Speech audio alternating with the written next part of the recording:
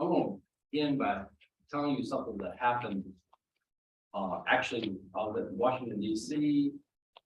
about 3 weeks ago, two or 3 weeks ago, at a cost of home conference and Hill Day, basically a lobbying event for Habitat for Humanity affiliates all over the United States in Washington, D.C. In the conference part, Jonathan Redford, who is the CEO of Habitat for Humanity International, gave this story from what's going on in his life and some of his personal advocacy activities in his own community. Now, as you can imagine, that the CEO of the second best known nonprofit brand name in the world, second only to the Red Cross, would be a person who has a pretty hefty salary and lives in a nice neighborhood in an upscale community. And he does. He actually lives in one of the older upscale suburban neighborhoods in the Atlanta area, which is where our, the headquarters for Habitat International is. And he did some research on that community. That community is what some folks in Bulloch County would like to have, where all the lots are about 5 acres and the houses are large and everybody's white. And he did some research of how that happened, how that community, it's not just the neighborhood, we're talking about an entire suburb. An area that probably has about as many people in it as Statesboro, and it's its own little municipality, near Atlanta. And he did some research of how that happened. And it happened in the 60s. And it was the result of zoning laws and neighborhood covenants that were expressly designed to keep people of color out. And was also expressly designed to keep low-income people out, or even middle-income people out. And a lot of the ways it happened had to do with property size and the size of houses that were allowed, and so on. And at that time, in terms of the public discussions about why they should do that, it was very open that it was there for all sorts of racist reasons.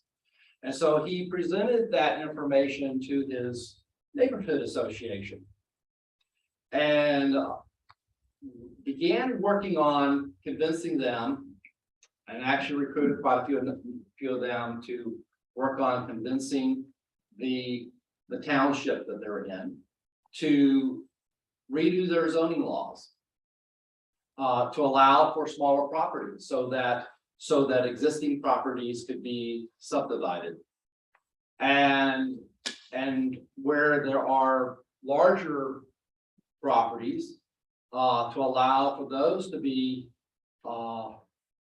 zoned for multi-unit housing, for the express purpose of allowing the community to become more diverse, both economically, but also racially, intentionally, to transform the community and make it more diverse and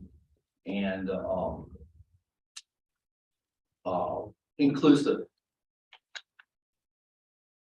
How well that's ultimately going to work, we don't know, but that's what they're doing in this one area of Atlanta.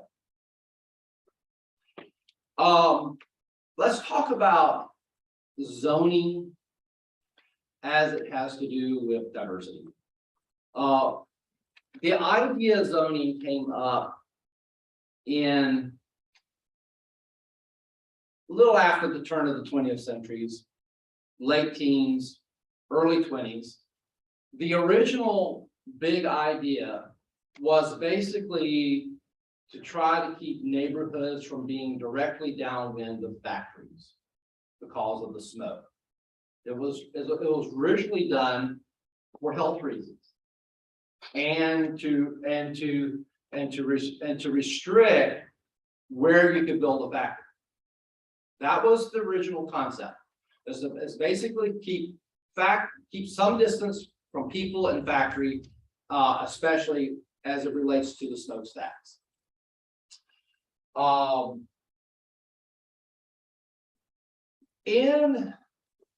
After World War II, around the same time that redlining was a thing, zoning became more of a tool of social engineering. The big idea was to concentrate poverty into smaller and smaller spaces so that everything else could be redeveloped, and to keep poverty and keep people of color in many parts of the country from infecting nice neighborhoods. This was sort of the idea was to keep blight out of the nice neighborhoods, as well as the wrong kind of people, and to kind of speed the process of not so nice neighborhoods going away. And so as you get into the 50s and 60s, some of the what began to become standard practice was, if you have a neighborhood that's kind of declining and it has kind of the wrong kind of people in it, first of all, you redline it, so you make it hard for anyone to get loans to do anything to improve the buildings. The other thing you do is that you zone for bigger setbacks, larger lot sizes than the housing that's already there, so that as houses burn down or fall down, they aren't replaced. The thought at the time was that what you want, because at that time the government was building government housing, highly concentrated, high density housing, and the idea is to move these people out of neighborhoods and put them into highly concentrated government housing. And so by the time you get to the 70s and 80s, sort of the general zoning practice was that lots were bigger, new houses were bigger, and the lots in a lot of neighborhoods, what the zoning requirements required, the houses and the lot sizes that the requirements had in place did not look like the houses that are in that community. Now, I didn't understand a lot of that until I went to this particular habitat on the hill. I always, and Sherry can bear me witness, Habitat's been pushing for, make the lot sizes reflect what's in these neighborhoods, because it doesn't make sense to put low income people in a big house on a big lot, because that's more expensive. And then you got a low income people who are elderly and who can't take care of a yard. Actually, the smaller that yard is, the better, because they can't afford to hire someone to do it for them. So, but the question always in my mind is, why did it occur to people to zone, low income areas of Statesboro so that you can't build what's there. You can't build on a lot. In other words, if a house burns down, falls down, gets removed, and Habitat tries to build a house there, we have to get variances to build a house in a spot where a house was. Why is it zoned that way? Well, I'm not saying that the people of Statesboro did that on purpose. They followed best practices that had in mind you make these neighborhoods go away, and then you can redevelop them into something better. And so the goal was to actually cause these neighborhoods to eventually create empty space in these neighborhoods so you can redevelop and redevelop for the kind of people that you actually want in that neighborhood. We're so that Statesboro is rezoning and rewriting is this is why, one of the reasons why is Statesboro zoning laws are so out of date and they need to be redone. However, something else is happening in Statesboro and in Bulloch County. As a lot of you know, we are about to experience a huge population increase. And that's creating all kinds of challenges. It's also creating all kinds of opportunities. If you're looking at this strictly from a diversity perspective, it is a spectacular opportunity.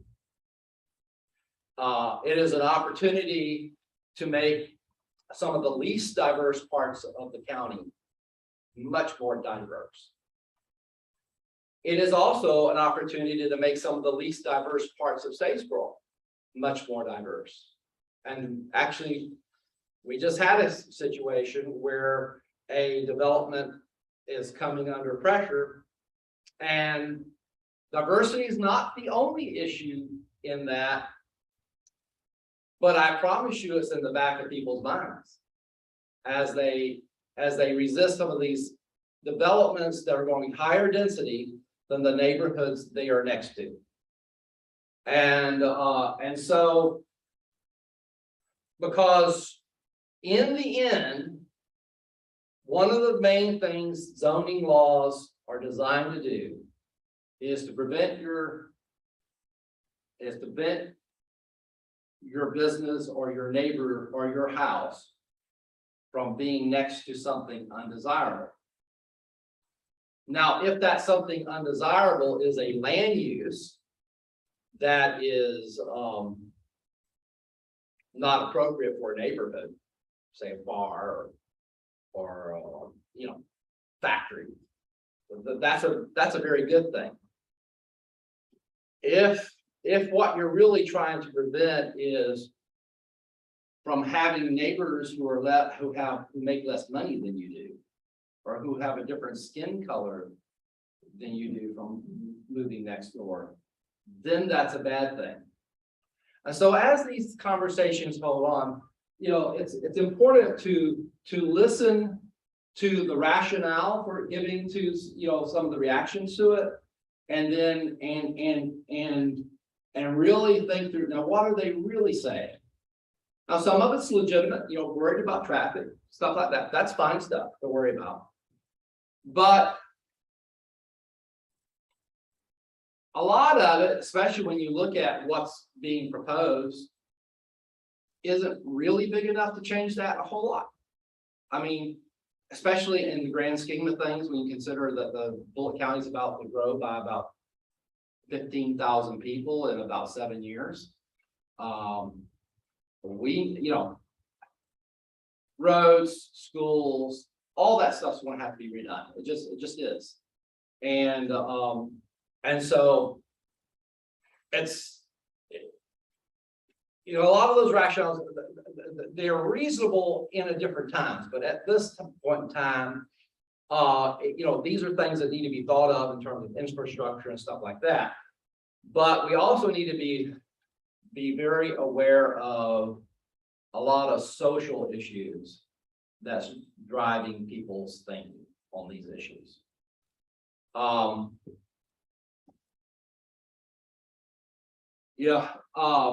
One of the things that Habitat's pushing for in Statesboro is and we think the county wants to do the right thing.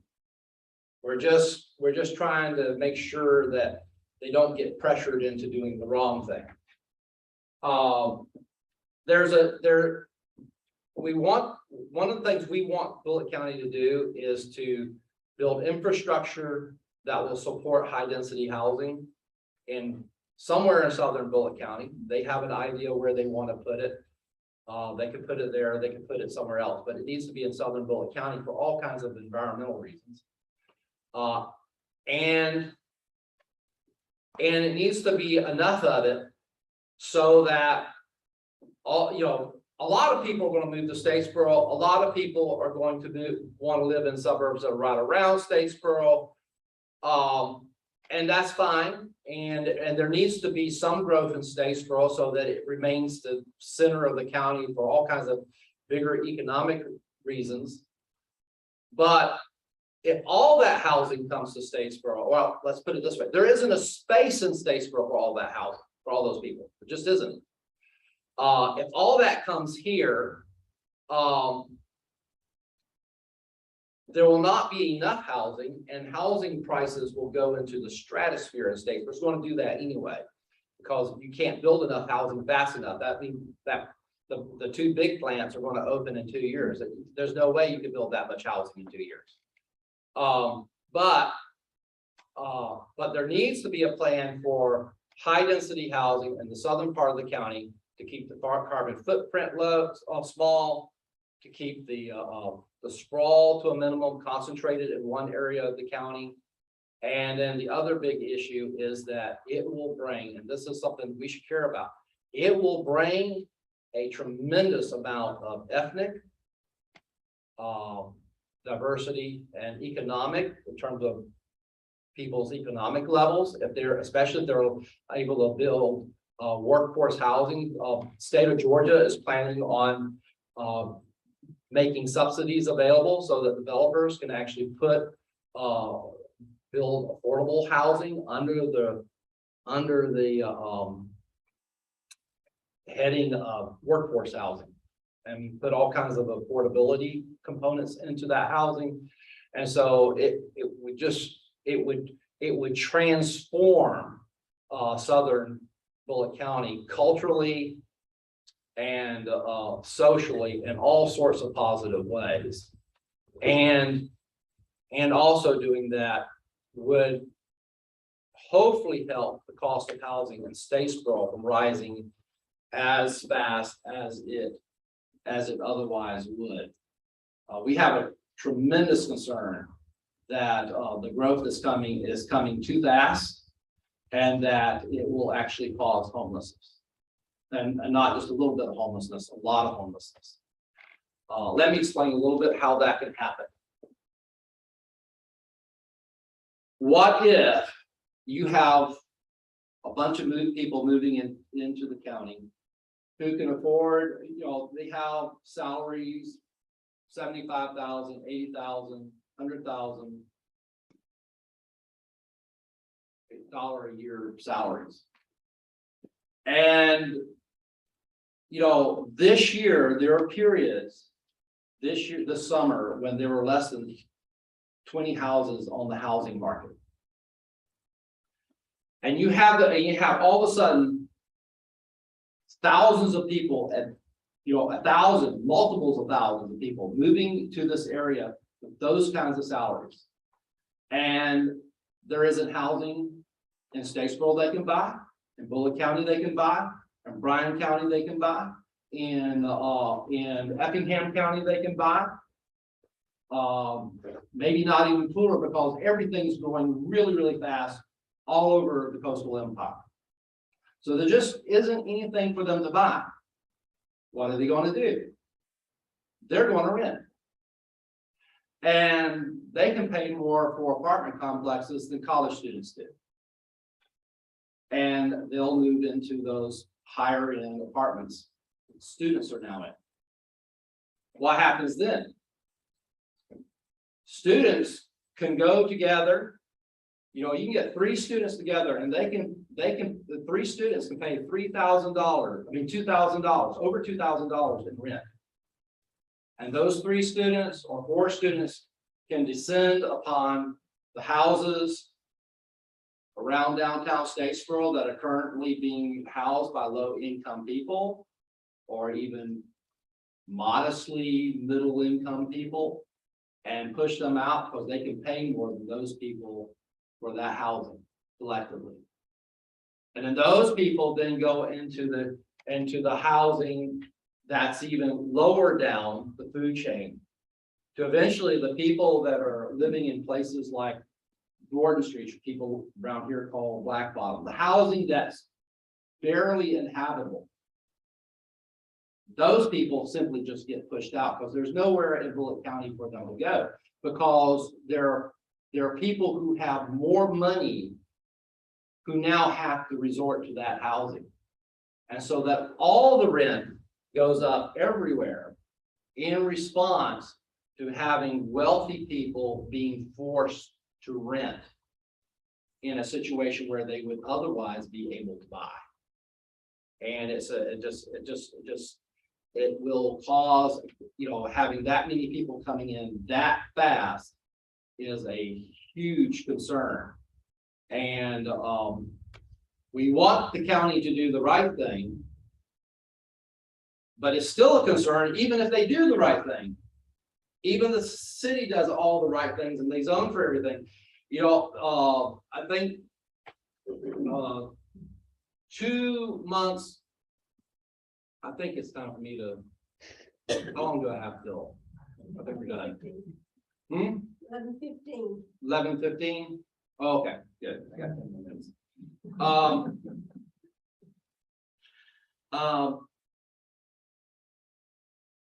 I mean, it takes a year to build a house, well, 6 months, really. Some developers, if you do it, you really throw it up, you do it 4 months. But in terms of getting the permits and the infrastructure, and if you're building a neighborhood, that adds months to it. You add to the fact that our home building industry in the area is completely maxed out with the building that they're doing now. We're going to have some struggles, but one of the things for sure, Bulloch County and Statesboro needs to be making some really, really important decisions to allow for this high density housing, because it's wet. You can build housing for a lot of people way faster if you're building apartment buildings and condos than you can building single unit housing. And some of the arguments against that, well, not all the apartment buildings in Bulloch County are full right now, and that's true at the moment. But when you have people where there just isn't enough housing to buy, they are going to rent. And we need to make sure that there are places for them to rent, because you can't build enough places for them to buy fast enough. And that is just the bottom line of it. Even if Bulloch County does all the right things, you cannot build enough places for all those people to buy. They're going to have to rent. And so that's why, like, even in Statesboro with these condos that are already in profit, those are super important, because if and even though those are high-end apartments and they're not, low-income people won't be able to afford those apartments, that doesn't matter. They're super important, because if you got to have enough bedrooms for the people who are moving in the area. And right now we're at the place where we're counting bedrooms. So anyway. So that's kind of it. I have there some habitat propaganda. I have a brochure that I'm just going to leave with y'all to have put out on the table, just how to volunteer. And then I got one that is just general policy things that Habitat supports both at the county and state level. And then another one is actually a sheet you can take on. It's an action sheet on how you can write your county or email your county commissioners. And we even have a suggested text. And on the other side of it, we have instructions on how to interact with them in person, should you choose to go to a Bulloch County Commission meeting, and what the protocols are for that.